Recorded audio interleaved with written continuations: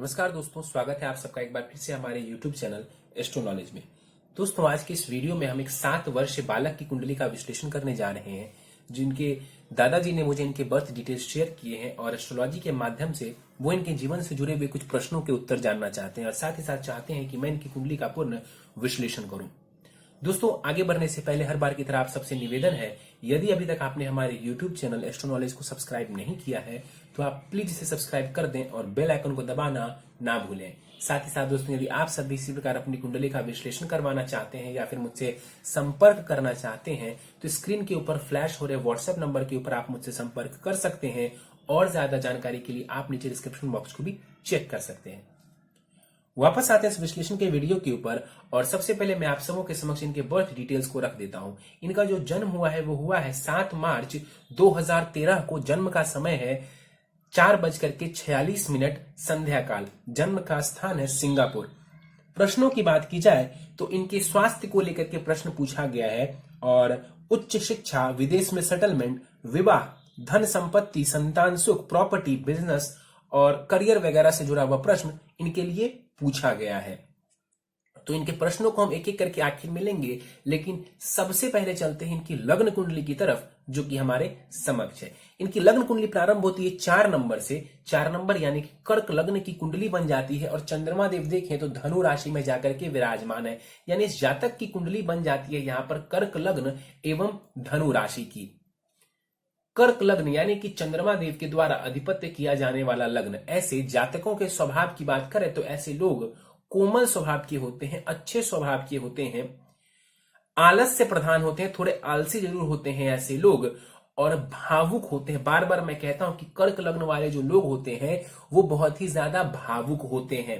मेहनत करने पर ऐसे लोग जीवन में अच्छी सफलता प्राप्त करते हैं, लेकिन कई बार इनकी जो भावुकता है वो इनको ले डूबती है। आमतौर पर ये लोगों का बुरा नहीं करते हैं, अपने काम से काम रखते हैं। यहां पर लग्नेश को देखें, चंद्रमा जाकर के 6ठे भाव में रोग भाव में बैठे हुए हैं, तो यहां पर लग्नेश का रोग भाव में बैठना इस कुंडली का एक दुर्योग है। लग्न को देखें तो लग्न का जो बलाबल है वो 14 डिग्री है और लग्न का मान 14 डिग्री है। इस वजह से लग्न को हम अच्छा कहेंगे, लग्न को हम बलवान कहेंगे। आगे बढ़ते हैं, सीधे चलते हैं कुंडली के चतुर्थ भाव के ऊपर। चतुर्थ भाव जो कि माता से संबंधित होता है, सुखों के लिए देखते हैं, इसको सुख स्थान कहा जाता है। वाहन का सुख, माता से संबंधित सुख, मकान का सुख, जीवन के भौतिक सुख सुविधाओं के लिए हम कुंडली के चतुर्थ भाव को देखते हैं। यहां पर हम देखें तो शनि और राहु की युति हो रही है और शनि और राहु की युति हम सभी को पता है कि श्रापित दोष का निर्माण करती है। और यहां पर देखें तो शनि जाकर के बैठे हुए हैं। शनि इस कुंडली में सप्तमेश है और अष्टमेश है, कारक नहीं अकारक ग्रह है। इस कुंडली में शनि जाकर के चतुर्थ भाव में बैठा हुआ है। चतुर्थ भाव में शनि का बैठना माता के स्वास्थ्य के लिए बढ़िया नहीं है, लेकिन यहां पर बैठ करके शनि भौतिक सुखों को देने वाले होंगे। मकान का सुख, भूमि का सुख, ये सब कुछ शनिदेव देने वाले होंगे। तो भौतिक सुख सुविधाओं के लिए यहां पर शनि का बैठना बढ़िया माना जाएगा। 17 डिग्री का शनि है, यहां पर बलाबल बढ़िया है। वक्री होकर के शनिदेव बैठे हुए हैं, तो शनि भौतिक सुखों के मामले में आपको लाभ दे देंगे, लेकिन यहां पर जो है माता के स्वास्थ्य में यहां पर कमी और परेशानी देखने को मिल सकती है। शनि की दृष्टि 6ठे भाव के ऊपर पड़ेगी, आपको जो है शत्रुओं से बचाने का कार्य करेंगे शनिदेव, लेकिन चंद्रमा के ऊपर शनि की दृष्टि पड़ेगी तो आपके मन को ये पीड़ित करेगा। और देखिए, चंद्रमा ऑलरेडी रोग के भाव में, बीमारियों के भाव में जाकर के बैठा हुआ है। ऊपर से शनि की दृष्टि का पड़ना, जो शनि इस कुंडली में अकारक है, मारक ग्रह है, उसकी दृष्टि का पड़ना स्वास्थ्य के लिहाज से बढ़िया नहीं है। शनि की दृष्टि पड़ेगी कुंडली के 10वें भाव के ऊपर। करियर में थोड़ी परेशानी, स्टेबिलिटी की परेशानी शनि खड़ी कर सकते हैं आपके लिए। और शनि की जो 10वीं दृष्टि है वो पड़ेगी कुंडली के लग्न के ऊपर, यानी कि शनि आपके लग्नेश चंद्रमा को भी देख रहा है और शनि आपके लग्न को भी देख रहा है। ये बिल्कुल भी बढ़िया स्थिति नहीं है आपके स्वास्थ्य के लिए। निश्चित रूप से जो है आपको अपने स्वास्थ्य का पूरा ध्यान रखना चाहिए। शनि जो है यहाँ पर आपके स्वास्थ्य के लिए बढ़िया स्थिति में नहीं बैठा हुआ है। आपके बनते हुए कार्यों को शनि कई बार विलंब करने वाले होंगे। आपके व्यक्तित्व में जो निखार आना चाहिए वैसा निखार यहाँ पर शनिदेव आपको नहीं लेने देंगे।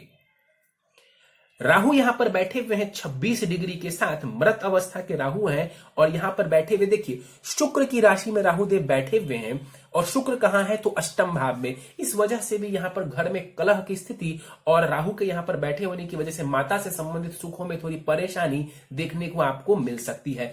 फिर से बोलूंगा कि उच्च के शनि के साथ यहाँ पर राहु बैठे हुए हैं, भौतिक सुख सुविधाओं की तरफ आपको ये लेकर के जाने वाले होंगे, भौतिक सुख सुविधाओं को ये भी आपको देने वाले होंगे। क्यों? क्योंकि ये उच्च के शनि के साथ बैठे हुए हैं। अब देखिए, मैंने यहां पर थोड़ी देर पहले शापित दोष का इस्तेमाल किया, इस शब्द का इस्तेमाल किया। ध्यान से समझने वाली बात है कि शनि यहां पर उच्च के हैं तो क्या शापित दोष यहां पर कितना प्रभावी होगा। देखिए, हम सभी को पता है कि जब राहु उच्च के ग्रहों के साथ बैठते तो वैसा ही परिणाम देते हैं, लेकिन इस कुंडली में शनि कारक नहीं है। इस वजह से यहां पर शनि उच्च यहां पर राहु उच्च के शनि के साथ बैठ करके भी बहुत बढ़िया रिजल्ट नहीं दे पाएंगे। राहु की जो दृष्टि पड़ेगी कुंडली के अष्टम भाव के ऊपर, तो सूर्य के ऊपर राहु की दृष्टि बहुत बढ़िया नहीं कही जा सकती है। स्वास्थ्य का आपको ध्यान रखने की जरूरत है और अपना आत्मविश्वास बनाए रखें। राहु की दृष्टि कर्म स्थान के ऊपर पड़ेगी, करियर में बदलाव और करियर में उतार चढ़ाव की स्थिति राहु दे सकते हैं। और विदेश भाव के ऊपर राहु की दृष्टि, विदेश आपको लेकर के ये जा सकते हैं। आगे बढ़ जाते हैं, चंद्रमा को देखते हैं। 25 डिग्री का चंद्रमा मृत अवस्था का कुंडली के छठे भाव में बैठा हुआ है। देखिए, छठे भाव में बैठना चंद्रमा का ये एक अवयोग है। और यहां पर देखें तो चंद्रमा षडाष्टक दोष बना रहे हैं। यहां से चंद्रमा 6 घर दूर है और यहां से 8 घर। इसे कहते हैं कुंडली में षडाष्टक दोष का बनना, लग्नेश का षडाष्टक दोष बनना। ये शुभ नहीं माना जाता है व्यक्ति के स्वास्थ्य के लिए। चंद्रमा किस प्रकार के रोग देते हैं तो आमतौर पर जो चंद्रमा है वो शीत रोग देते हैं, कोल्ड कफ की प्रवृत्ति को बढ़ा देते हैं। और इनसे कंफर्म भी किया गया तो इन्होंने बताया कि हाँ, सर्दी जुकाम की जो परेशानी है वो हमेशा ही बनी रहती है। तो इसके पीछे का कारण है कि चंद्रमा छठे भाव में यहां पर आपके बैठे हुए हैं। चंद्रमा विदेश भाव को देखेंगे, आप चाहें तो विदेश में जाकर के सेटल भी हो सकते हैं और विदेश की खूब सारी यात्राएं भी आप कर सकते हैं। चंद्रमा यहां पर छठे भाव में बैठा हुआ है, लग्नेश जाकर के छठे भाव में बैठा हुआ है। मेडिकल फील्ड की तरफ भी आप चाहें तो रुख कर सकते हैं, उसमें आपको सफलता देखने को मिल जाएगी। आगे बढ़े, कुंडली के अष्टम भाव को देख लें। 3 ग्रह युति बना करके बैठे हुए हैं, सूर्य, शुक्र एवं बुध। यहां पर देखें तो सूर्य और बुध की युति से बुधादित्य योग का निर्माण हो रहा है, तो वहीं शुक्र और बुध की युति से यहां पर लक्ष्मी नारायण योग का निर्माण हो रहा है। हालांकि मैं आपको बता दूं कि इस कुंडली में बुध और शुक्र कोई बहुत कारक ग्रह नहीं है और सूर्य भी कोई खास कारक ग्रह नहीं है। और अष्टम भाव में युति जो हुई है कोई जबरदस्त लाभ आपको नहीं देगा, लेकिन योग तो बन रहा है तो कुछ ना कुछ तो लाभ दे जाएगा। तो देखिए, ये है अष्टम भाव। अष्टम भाव ससुराल पक्ष का होता है, आपकी आयु का होता है। अष्टम भाव अचानक से आने वाले उतार चढ़ाव को भी दर्शाता है। तो यहां पर शुक्र का बैठना, सूर्य का बैठना, सूर्य को देखें तो वो धनेश है, शुक्र को देखें तो वो लाभेश है। इन दोनों की युति अष्टम भाव में हो रही है। आपको या तो अचानक से लॉटरी लग सकती है, या तो आपको अचानक से कहीं से धन की प्राप्ति हो सकती है। और ऐसे बहुत ज्यादा चांसेस हैं कि आपको आपके इन लॉज की तरफ से, आपको आपके ससुराल पक्ष वालों की तरफ से जो है खूब सारा धन लाभ देखने को मिले। इसके चांस आपकी कुंडली में मौजूद हैं। एक एक करके ग्रहों की बात करते हैं। सूर्य 22 डिग्री के साथ वृद्ध अवस्था में बैठे हुए हैं यहां पर। और सूर्य को देखें तो वो धनेश है, धनेश का जाकर के अष्टम भाव में बैठना ये कहीं ना कहीं आपके धन संबंधित चीजों में उतार चढ़ाव थोड़ा बहुत ला सकता है। अपनी वाणी का ध्यान रखेंगे। सूर्य की जो दृष्टि पड़ेगी द्वितीय भाव के ऊपर, वो कहीं ना कहीं आपको धन देने वाली होगी, पैतृक संपत्ति दिलवाने वाली होगी। आप अपनी वाणी को प्रभावशाली बनाएं, अपनी वाणी को थोड़ा प्रभावी बनाना चाहेंगे तो आपकी वाणी ऐसी हो जाएगी जिसे लोग सुनना चाहेंगे। सूर्य के ऊपर राहु की दृष्टि पिता से संबंधित सुखों में थोड़ी परेशानी ये खड़ी कर सकते हैं और आत्मविश्वास में भी ये कमी कर सकते हैं। शुक्र को देख लेते हैं। शुक्र यहां पर 17 डिग्री के साथ बैठे हुए हैं। शुक्र अस्त के हैं यहां पर, इसका मतलब दृष्टि का जो बल है वो कम हो जाएगा शुक्र का। शुक्र कौन है इस कुंडली में तो सुखेश है और वो लाभेश है। सुखेश और लाभेश का जाकर के अष्टम भाव में बैठना बहुत बढ़िया नहीं है। माता के स्वास्थ्य का आपको ध्यान रखना चाहिए। माता से संबंधित सुखों में यहां पर शुक्र थोड़ी कमी कर देंगे। शुक्र अस्त के हैं तो निश्चित रूप से विवाह भी आपको कुंडली मिलान करके और सोच समझ के करना चाहिए, क्योंकि शुक्र का अस्त का होना ये स्त्री सुख के लिए बहुत बढ़िया, हम इसको नहीं कह सकते हैं। लेकिन यहां पर शुक्र का बैठना अचानक से धन प्राप्ति के लिए बढ़िया माना जाएगा, ससुराल पक्ष की तरफ से धन लाभ के लिए बढ़िया माना जाएगा। तो ये कुछ चीजें हैं जहां पर शुक्र आपको लाभ दे देंगे। शुक्र अष्टम भाव में बैठा हुआ है, एस्ट्रोलॉजी में आपको रुचि हो सकती है, तंत्र मंत्र में भी आपको रुचि देखने को मिल सकती है। बुध देखा जाए 17 डिग्री के साथ यहां पर अस्त और वक्री होकर के बैठा हुआ है, और इस कुंडली में जो बुध है वो कारक नहीं मारक है, वो तृतीयेश है और वो द्वादशेश है। क्योंकि इस कुंडली में चंद्रमा खुद त्रिक भाव में आकर के बैठ गए हैं, इसीलिए इस कुंडली में विपरीत राज्यों की स्थिति लागू नहीं होगी। यहां पर बुध बैठे हुए हैं। देखिए बुध जो है ना वो इंटेलिजेंस का कारक ग्रह है, और यहां पर वक्री होना, अस्त का होना थोड़ा कंफ्यूजन आपको ये क्रिएट कर सकता है। किसी फैसले को लेने में आप समय लगा सकते हैं, थोड़ा नर्वस आप हो सकते हैं, नर्वसनेस यहां पर आपको ये दे सकता है। लेकिन सूर्य का बुध का अष्टम भाव में बैठना ये शिक्षा के लिए बढ़िया है, खास करके मेडिकल क्षेत्र की शिक्षा के लिए, एस्ट्रोलॉजी के क्षेत्र की शिक्षा के लिए इसको मैं बढ़िया मानता हूं। रिसर्च के क्षेत्र के लिए भी ये बढ़िया है। तो यहां पर बुध और सूर्य का बैठना रिसर्च के क्षेत्र के लिए, मेडिकल के क्षेत्र के लिए, एजुकेशन के मायने से देखें तो बढ़िया माना जाएगा। और शुक्र सूर्य का बैठना ससुराल पक्ष की तरफ से धन लाभ के लिए बढ़िया कहा जा सकता है। शुक्र के पास भी दृष्टि, माफ करिए, बुध के पास भी जो दृष्टि है वो नहीं होगी। क्यों? क्योंकि वो अस्त और वक्री है। मंगल की बात कर लेते हैं। मंगल यहां पर 2 डिग्री के साथ विराजमान है। एक तो 2 डिग्री का मंगल है यहां पर, तो ऑलरेडी बल कम है, और ऊपर से ये मंगल अस्त के भी हैं।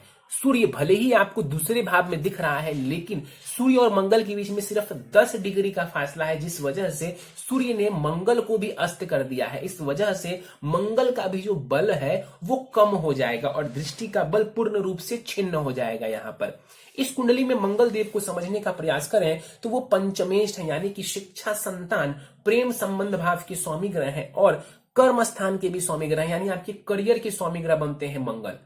अब मंगल भाग्य भाव में जाकर के बैठा हुआ है अपने मित्र गुरु के घर में, और तात्कालिक मैत्री हो जाने की वजह से ये अधिमित्र हो गए, यानी कि मंगल आपका बहुत ही बढ़िया प्लेस्ड है।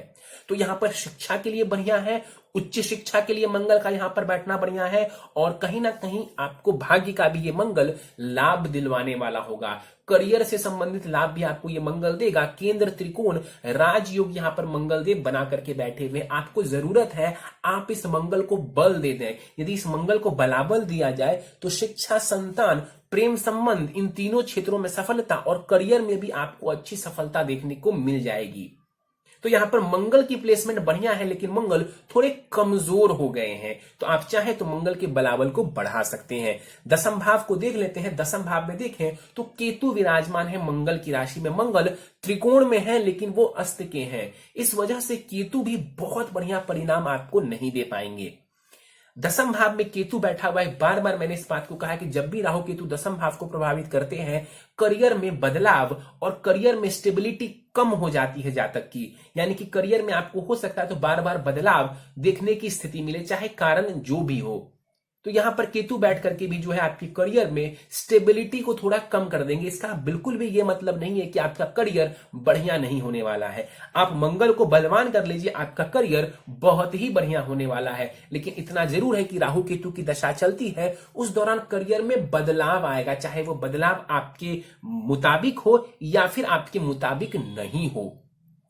यहां पर से केतु आपके धन भाव को देखेंगे, वाणी भाव को देखेंगे, धन एवं वाणी का ध्यान रखेंगे आप। और चंद्रमा के ऊपर भी केतु की दृष्टि पड़ रही है, तो ये मन को थोड़ा पीड़ित करने वाला होगा, कंसंट्रेशन को वीक करने वाला होगा। ऑलरेडी चंद्रमा त्रिक भाव में है, शनि की दृष्टि पड़ रही है और केतु की भी दृष्टि इस चंद्रमा के ऊपर पड़ रही है। तो ये स्थिति बहुत ही बढ़िया नहीं कही जा सकती है आपके मन के लिए, आपके मानसिक स्वास्थ्य के लिए एवं आपके शारीरिक स्वास्थ्य के लिए भी ये स्थिति हम बहुत बढ़िया नहीं कह सकते हैं। आगे बढ़ते हैं, गुरु को देख लेते हैं। गुरु लाभ स्थान में बैठे हुए हैं।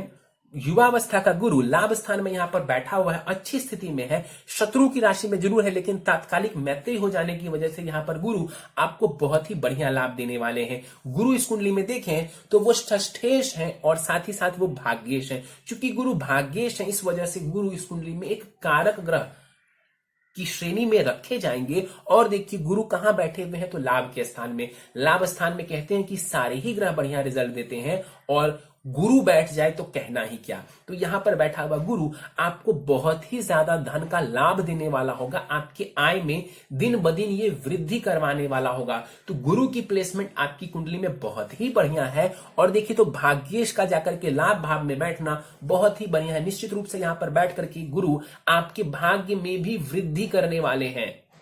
गुरु बलाबल के साथ है, युवावस्था का गुरु है। इस गुरु को कुछ भी करने की आवश्यकता नहीं है। गुरु ऑलरेडी बहुत बलवान है और ये पूर्ण रूप से आपको लाभ देने वाला है। गुरु की दृष्टि पड़ेगी तीसरे भाव के ऊपर, साहस पराक्रम में वृद्धि कर देंगे। गुरु की दृष्टि पड़ेगी कुंडली के पंचम भाव के ऊपर। यहां पर दृष्टि डाल करके जो गुरु है आपको शिक्षा में सफलता देंगे, अच्छी संतति आपको देने वाले होंगे और प्रेम संबंधों में भी सफलता देंगे। गुरु की दृष्टि पड़ेगी सप्तम भाव के ऊपर, विवाह भाव के ऊपर भी गुरु की दृष्टि पड़ेगी। तो यहां पर भी ये गुरु आपको अच्छी पत्नी देने वाले होंगे। तो गुरु आपकी कुंडली में बहुत ही बढ़िया स्थिति में विराजमान है। इस कुंडली में देखा जाए तो सबसे वीक पॉइंट है जातक का स्वास्थ्य।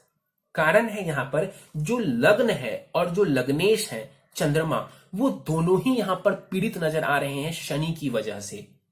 शनि की वजह से यहां पर जातक का जो लग्नेश है चंद्रमा और जातक का जो लग्न है वो दोनों ही पीड़ित नजर आ रहा है, जिस वजह से कहीं ना कहीं जातक को ये बार बार किसी ना किसी प्रकार से जो है स्वास्थ्य की हानि करते रहेंगे। और इनकी दशाओं के ऊपर चलते हैं। सूर्य की इनको दशा चल रही है और सूर्य की महादशा इनको 6 जून 2021 तक रहने वाली है। सूर्य की दशा में शुक्र की अंतर्दशा फिलहाल चल रही है और वो भी अगले वर्ष जो है वो खत्म हो जाएगी जब सूर्य की महादशा खत्म होगी। देखिए सूर्य अष्टम भाव में है, निश्चित रूप से ये समय आपके स्वास्थ्य के लिए बहुत बढ़िया नहीं कह सकते हैं। चंद्रमा की दशा आपको आएगी अगले वर्ष और करियर के लिहाज से वो समय बढ़िया होगा, लेकिन जो सर्दी जुकाम वाली बात आपने कही, कफ कोल्ड वाली बात, वो लगी रह सकती है क्योंकि चंद्रमा भी आपके 6th हाउस में ही प्लेस्ड हैं। तो लग्नेश की दशा निश्चित रूप से आपको प्रगति देगी जीवन में, इसमें कहीं कोई दो राय नहीं है, लेकिन स्वास्थ्य के लिए वो दशा भी कोई बहुत बढ़िया नहीं है। हाँ, फिर मंगल वगैरह की दशा आपके लिए जो बाद में आएगी वो बेहतर रहेगी।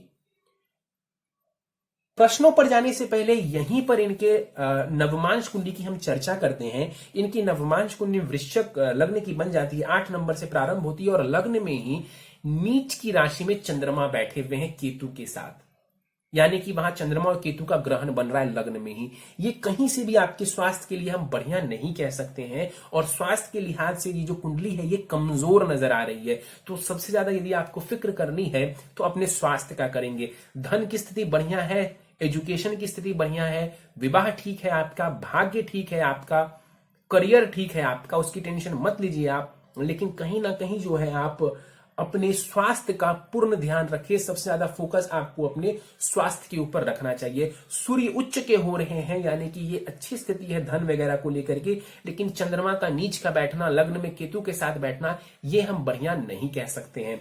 और वहां राहु आपके सप्तम भाव में बैठे हुए हैं, तो कुंडली मिलान करके विवाह करेंगे, ये आपके लिए जरूरी है। लव मैरिज के योग बहुत ही ज्यादा है। आप ट्रेडिशंस को तोड़ करके भी विवाह कर सकते हैं, यानी कि अपनी फैमिली के अगेंस्ट जाकर के भी आप विवाह कर सकते हैं। इनके प्रश्नों के ऊपर चलते हैं और स्वास्थ्य के बारे में ही इन्होंने पहला सवाल पूछा। निश्चित रूप से इस कुंडली में स्वास्थ्य की परेशानी नजर आ रही है और उसके पीछे का कारण मैंने आपको बहुत ही विस्तार से समझा दिया है। उच्च शिक्षा के योग मौजूद हैं, उच्च शिक्षा से लाभ भी है, अच्छा खासा धन लाभ भी यहां पर नजर आ रहा है मंगल और गुरु की वजह से। विदेश में सेटलमेंट होने के योग के बारे में जानना चाहते हैं, बिल्कुल योग है। विदेश में ये जातक सेटल होना चाहता है, ये वहां जाकर के सेटल डाउन हो सकते हैं। और दिशा की बात इन्होंने पूछी है, तो कहीं ना कहीं जो है उत्तर दिशा की तरफ ये जा सकते हैं। इसके अलावा भी और भी दिशाओं की तरफ जा सकते हैं, लेकिन मुख्य रूप से उत्तर दिशा की तरफ यदि ये जाते हैं तो थोड़ी ज्यादा सफलता इनको देखने को मिल सकती है। विवाह कैसा रहेगा, देखिए कुंडली मिलान करके विवाह कर लेंगे और कहीं ना कहीं लव मैरिज के योग यहां पर बहुत ही ज्यादा नजर आ रहे हैं। पत्नी कैसी होंगी, पत्नी अच्छी होंगी। चूंकि शुक्र यहां पर अस्त के हैं तो क्या होता है, स्त्री सुख थोड़ा कम हो जाता है, लेकिन नवमांश कुंडली में इनका जो शुक्र है वो मीन राशि में है, यानी उच्च की राशि में बैठा हुआ है। तो विवाह को लेकर के कोई खास टेंशन लेने की आवश्यकता नहीं है। हाँ, इतना जरूर है कि ये जातक विवाह अपनी मर्जी से ही करेंगे। ससुराल पक्ष कैसा होगा? ससुराल पक्ष बढ़िया होगा, ससुराल पक्ष धनी होगा, ऐसा नजर आ रहा है। ससुराल पक्ष की तरफ से धन का लाभ भी मिलता हुआ इनको नजर आ रहा है। संतान सुख की बात कर ली जाए, संतान सुख ठीक नजर आ रही है, बढ़िया नजर आ रही है, उसमें कोई परेशानी मुझे नजर नहीं आ रही है। धन संपत्ति की स्थिति की बात की जाए, धन संपत्ति की स्थिति भी बढ़िया है। अष्टम भाव में जरूर सूर्य और शुक्र नजर आ रहे हैं, लेकिन सूर्य की दृष्टि द्वितीय भाव के ऊपर पड़ना ये धन के मामले के लिए बढ़िया है। शुक्र को थोड़ा बेहतर कर लेंगे तो जो आय का मामला है, जो लाभ का मामला है, वो भी बेहतर हो जाएगा। और नवमांश कुंडली में जैसा मैंने कहा कि शुक्र उच्च के हैं, तो बहुत ज्यादा चिंता करने की आवश्यकता नहीं है। और यहां पर गुरु का लाभ स्थान में बैठना ये बहुत ही बढ़िया है धन लाभ के लिए। प्रॉपर्टी की बात की जाए, मैंने आपको कहा था कि शनि राहु का बैठना आपकी सुखों के लिए बढ़िया नहीं है, लेकिन ये मेटेरियलिस्टिक चीजों को आपको देने वाला होगा, सांसारिक सुखों को ये आपको देने वाला होगा। नौकर चाकर, भूमि भवन वाहन, ये सब कुछ यहां पर बैठ करके शनि और राहु आपको देने वाले होंगे। इसमें कोई खास परेशानी मुझे नजर नहीं आती है। एक सलाह आपको दे दूं, चूंकि राहु आपके चतुर्थ भाव में बैठा हुआ है, तो कभी भी आप प्रॉपर्टी वगैरह खरीदेंगे तो लीगल मसलों का पूर्ण रूप से आपको ध्यान रखते हुए चलना चाहिए।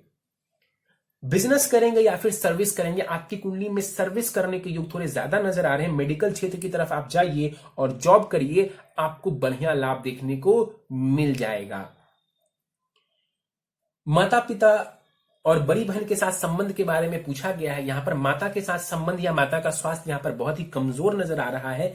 पिता के साथ स्थिति ठीक नजर आ रही है। हालांकि केतु बैठे हुए हैं दशम में, तो थोड़े उतार चढ़ाव वहां पर भी नजर आएंगे, लेकिन नवम भाव जो है वो बहुत ही बलवान है इनका। तो पिता के साथ ओवरऑल स्थिति इनकी बढ़िया रहने वाली है और बड़ी बहन के साथ इनकी स्थिति बहुत ही बढ़िया रहेगी। गुरु यहां पर बैठे हुए हैं कुंडली के लाभ स्थान में, बड़ी बहन के साथ इनकी स्थिति बढ़िया रहने वाली है। हाँ, इतना जरूर है कि बड़ी बहन के भाव के जो स्वामी ग्रह है शुक्र, वो अष्टम भाव में जाकर के बैठे हुए, तो उनके लिए स्थिति ठीक नहीं है। लेकिन इन दोनों के संबंधों के लिए, भाई बहन के संबंधों के लिए यहां पर 11वां भाव बहुत ही पॉजिटिव नजर आ रहा है।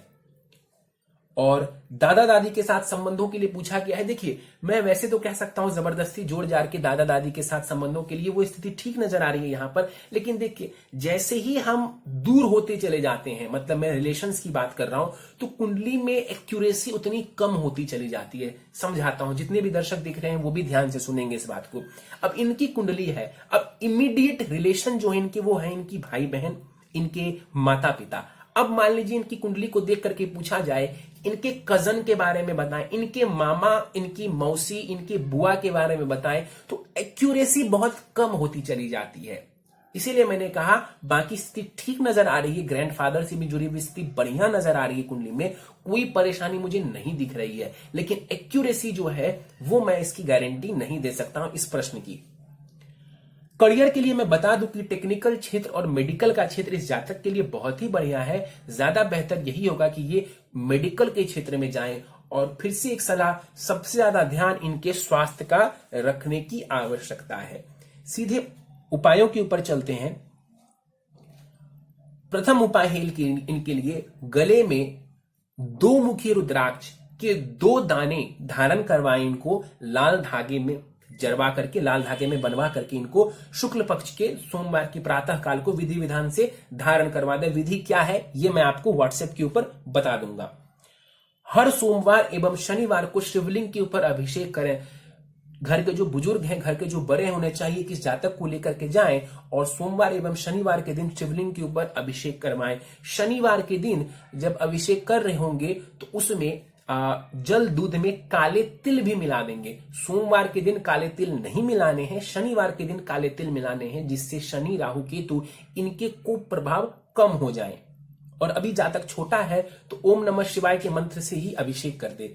नित्य हनुमान चालीसा का पाठ करेंगे, नित्य भगवान सूर्य को अर्घ देंगे, जल चढ़ाएंगे, चाहे दिन में 9 बजे चढ़ाएं कोई दिक्कत नहीं है, लेकिन सूर्य को अर्घ चढ़ाएंगे। गायत्री मंत्र का भी कम से कम 21 बार जाप करना चाहिए। मूंगा रत्न रेड कोरल 5.25 रत्ती का तांबे की उसमें जरवा करके जो है रत्न में, या फिर सोने में भी जरवा करके इनको गले में धारण करवाया जा सकता है। अभी छोटे हैं तो उंगली में ना धारण करवा के इनके गले में मूंगा धारण करवाया जा सकता है।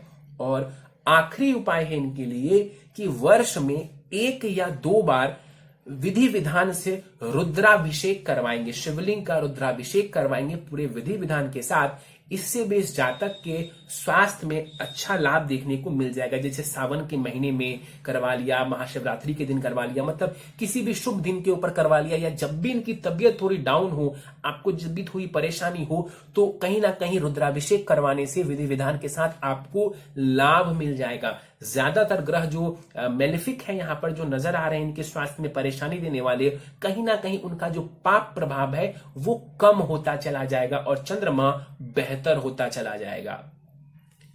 चलिए दोस्तों, ये था इस 7 वर्ष बालक की कुंडली का विश्लेषण। मुझे उम्मीद है कि आपको हमारा यह कुंडली विश्लेषण का वीडियो पसंद आया होगा। यदि वीडियो पसंद आया तो आप इसे लाइक करें, शेयर करें। अभी तक आपने हमारा YouTube channel astro knowledge subscribe नहीं किया है तो आप प्लीज इसे सब्सक्राइब कर दें और बेल आइकन को दबाना ना भूलें। साथ ही साथ दोस्तों, यदि आप सब भी इसी प्रकार अपनी कुंडली का विश्लेषण करवाना चाहते हैं या फिर मुझसे संपर्क करना चाहते हैं तो स्क्रीन के ऊपर फ्लैश हो रहे व्हाट्सएप नंबर के ऊपर आप मुझसे संपर्क कर सकते हैं। और ज्यादा जानकारी के लिए आप नीचे डिस्क्रिप्शन बॉक्स को भी चेक कर सकते हैं। इस वीडियो में फिलहाल इतना ही दोस्तों, आप सभी का बहुत बहुत धन्यवाद।